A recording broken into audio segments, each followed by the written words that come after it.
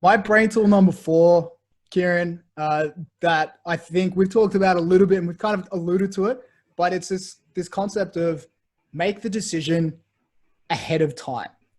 So one of my favorite neuroscientists is a neuroscientist called Moran Cerf, and he likes to talk about the fact that we kind of have different people living in our brains. And what he means by that is at different times throughout the day, different times throughout the week, through our life, our neurochemistry, our brain, the way it functions is totally different. It changes the balance of hormones, of neurotransmitters, of peptides, even down to the structure changes. And so the you that I'm talking to you now, Kieran, on a Sunday evening is not the you who's going to wake up tomorrow. So when we're making habits and when we want habits to stick, we need to be aware that the person waking up in the morning at 5 a.m.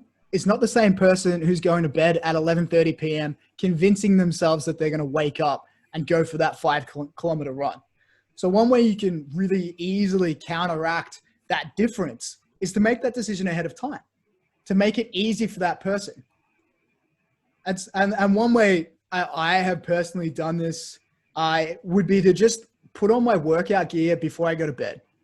Yeah. Or I put a journal on my desk if I want to journal in the morning, because I wake up and then I don't have to think about it.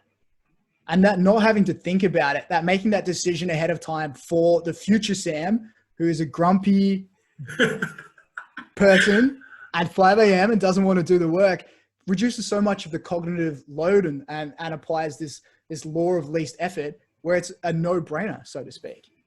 Yeah, I love that. It's path of least resistance, right? Make it as easy as possible. And it's going to feed so nicely into my number 3 one, which I really love. But I just picked up on a point that you raised before, which is it ties really nicely in your first brain tool, which is the whole idea of those if-then plans, which is if-then plans, 100%. Making a decision ahead of time. It makes so much sense to increase probability of desired behavior.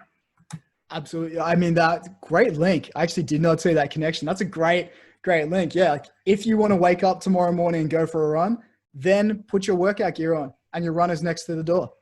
Boom. Using an if then.